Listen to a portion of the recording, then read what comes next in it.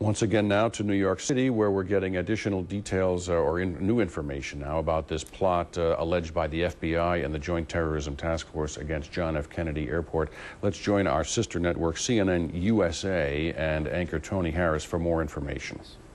Well, one of the suspects seems to be particularly interesting. His name is Russell DeFreitas. He's a U.S. citizen and native of Guyana, and he was the one who was arrested in Brooklyn, New York. In fact, he's going to be arraigned a little later this afternoon. And apparently there are taped telephone conversations with this man, and they are frightening. One conversation I told you about earlier, just to recap what he said. Sure. In one conversation, Tony, he said, quote, "Anytime you hit Kennedy, it is the most hurtful thing to the United States. To hit John F. Kennedy, wow, they love John F. Kennedy. He's like the man. If you hit that, this whole country will be in mourning. It's like you can kill the man twice."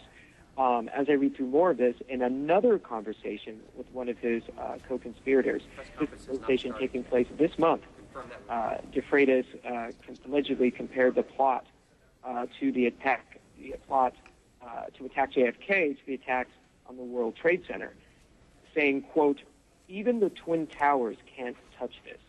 And then he went on to say, "This can destroy the economy of America for some time." Now, apparently, in discussing these plans, one of the other suspects, Abdul Qadir, he is a citizen of Guyana who has served as a member of the Guyanese parliament. He was the one who allegedly stressed the goal of causing economic damage and suggested trying to minimize the killing of innocent men and women. Apparently, in one conversation, Qadir and DeFreitas discussed the need to disable the airport control tower, from which airport security monitors the fuel tank locations. Qadir apparently is some sort of an engineer by training, and explained that the tanks were most likely double tanks that would require two explosives. And it goes on to some very technical stuff to provide enough oxygen to ignite the fuel inside the inner tank, et cetera, et cetera. But it's pretty detailed information here, and some of what they're giving us here, what I'm being able to go through. Okay, Jason, just a second there. I've got another question for you. But once again, we are standing by for the FBI and the Joint Terrorism Task Force news conference to get underway. Jason, it was originally scheduled to begin at 1 p.m. Eastern Time. Do we have any reason as to why we're experiencing this delay at this point? Well, someone now has just stepped up to the microphone, and it may be getting underway now. Today we're going to deliver a briefing. And it looks as if it's starting now, Tony, so I'm going to listen in on what's happening now. Okay, I'm wondering if...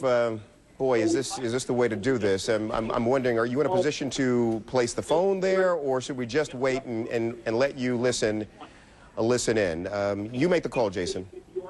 Unfortunately, the way that logistically that we have this going, I'm just going to have to listen in. Okay. And do my best. Unfortunately, I'm in the back of the room, so I won't be able to hear if I'm on with you at this moment. Let me let you do that. Let me let you run and listen to the news conference, and maybe we can old school this. You and your producers can send us bits and pieces of what you're hearing in that news conference as you hear them, and just send that along, and we'll get it on the air to folks here. Once again, some of the reporting from Jason Carroll. Let's sort of recap the story again. 3 suspects. No, that's old. We've got 4 suspects that have been charged, 3 in custody. 4 individuals, including a former member of parliament of Guyana and a former airport cargo worker at New York's JFK airport, have been charged with conspiring to attack JFK airport by planting explosives to blow up the airport's major jet fuel supply tanks and pipeline. We will share more of this information with you in just a moment. A quick break, and you're back in the newsroom. This is CNN Breaking News. And we are still at this very moment gathering additional information on this alleged terror plot disrupted for John F. Kennedy International Airport in New York City. Our Homeland Security correspondent, Jean Meserve, has been following this story and working her sources. And Jean, I understand you have some new information. Well, Tony, I had been talking to you earlier about their concern about airport workers and the kind of access they have, that they could do surveillance, that they might even be able to plant something on board an aircraft, and in fact they've done that with drugs. But I wanted to get back to you just to clarify that, of course, there are checks done on people who work in secure areas of airports. The TSA, the Transportation Security Administration, does require a fingerprint-based criminal history check and a review of available law enforcement data about on each one of the people that work in these areas, and they're then issued cards. They're called Security Identification Display Area cards that allows them to have unescorted access to secure areas of airports.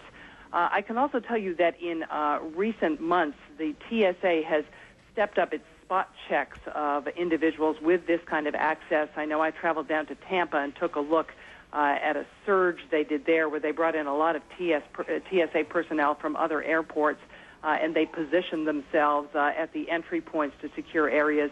And as airport personnel arrived for work, they were searched, they were patted down, their bags were gone through in an effort to let them know they were serious about trying to really enforce the security perimeter at the airports. But as you heard Kathleen Koch mention earlier, still a lot of concern on the part of many people that there's not enough of that kind of scrutiny. There are many entrances to some of these areas and probably ways to circumvent some of the security that has been put in place.